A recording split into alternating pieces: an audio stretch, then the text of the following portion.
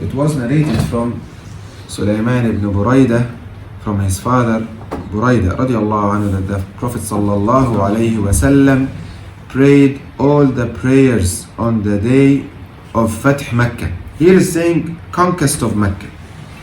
Conquest of Mecca, this is not accurate translation. Fath is not conquest. Conquest is like occupying, to take the wealth of this country. In Islam we don't have this. Fath is different. Fath is to spread the da'wah and to let who wants to believe in Allah to believe in Allah, and those who does not want, it's up to them. So this is Fath. This is when we say Fath Misr, Fath al-Sham, Fath al-Qustantiniya, Fath Mecca. Not conquest. Conquest is like what the non-Muslims do. So this translation is wrong. Okay, what's the correct word? There is no word in English. We have to say Fath and explain, because it will give wrong understanding. Okay, so be careful about this. He's saying on the day of Fath Mecca, the Prophet ﷺ prayed all the salawat, all the prayers with one wudu, and he wiped over his khuf. Umar ibn al-Khattab said to him, "Today you have done something that you did not do before." The Prophet ﷺ replied, "I did it deliberately, O Umar, or intentionally, O Umar." So Rasulullah ﷺ did that intentionally. Why he did it intentionally? To teach the Ummah. And from the great rules that we extract from such action of the Prophet ﷺ, that when Rasulullah is doing something, that is a source of tashri', that is a source of rulings in Islam. The Quran and the speech of the Prophet and the act of the Prophet ﷺ, and even the confirmation of the Prophet ﷺ. If something happened in front of him and he is silent, the affirmation of the Prophet ﷺ, it means that this is permissible. It's okay.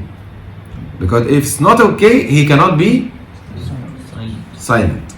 And don't misunderstand that when you see a scholar is silent for munkar in front of him.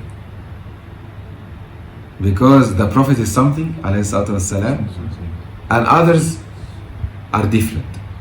And also, al-amr bil-ma'ruf wa nahy al-munkar has grades and levels and rules. Right? Enjoining good and forbidding evil, not always. One day they were passing with Al-Imam Ahmed, rahimahullah, and there were some people drunk Muslims. So there's like the students look at the Imam, how you are silent and you see these drunk people, you don't go and do anything. This is not nahy al-munkar, forbidding evil. And Imam looked at them and said, this is not from that. This is not from that. So, as Imam Ibn al-Qayyim and Sheikh al-Islam Taymiyyah, they have a lot of rulings and words that al-amr bil-ma'ruf wa nahy al-munkar, when it happens, when you can do it, it should bring the fruit, and not when you forbid evil to bring more evil. ليكن أمرك بالمعروف معروفا ولا يكن نهيك عن المنكر بالمنكر أو منكرا. So it has rules. For example, someone will say, "No, I will not be silent for the munkar in front of me. This is a statue of Buddha." And he brought the axe and shirk, right? Shirk akbar. No munkar. This is worse, or seeing two people doing zina? What is worse? Of course, Buddha. No doubt about it. So he broke the statue. This is nahy al munkar. Is it okay? Of course no. Of course it's not okay. If you do it in Mecca, okay, inshallah.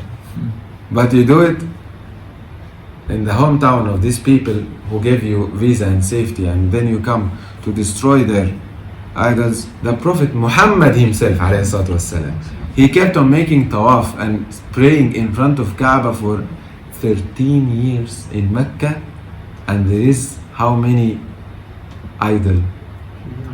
360. 360 idols in front of what? Kaaba, the best ever spot on earth. The holiest spot on earth, Kaaba, Baytullah. Idols in front of him, and he is silent, he is not breaking. Why is not breaking? Because at that time cannot.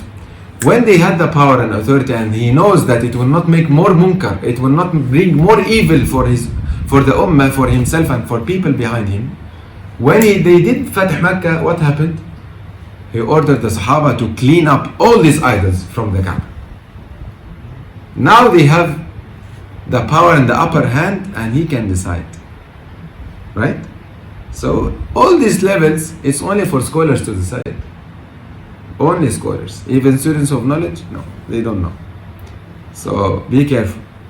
Last 2 months ago, one African, I don't know from where, Gambia maybe, anyhow, in Kobe, he went to one shrine or temple, and he broke one idol.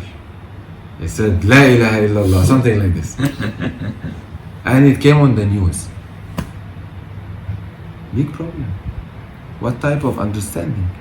Anyhow, this person has some psychological issues, and he went to the masjid also, and he told them that he is Jesus. Anyhow, yes, maybe mental problem. But with these type of actions, terrible. And we are not allowed to do this. Not because shirk is okay, no. Because we will bring more evil. This is not nahi al munkar. Okay? So that's why Umar radiallahu anhu, when he saw something from the Prophet ﷺ strange that he didn't used to do, he asked quickly. Because everything they are taking from Rasulullah and just applying blindly Rasulullah ﷺ. Then the Prophet taught him that I did this intentionally. It means to teach the ummah and give permission that we can with one wudu pray more than one salah, no problem. May Allah accept from us.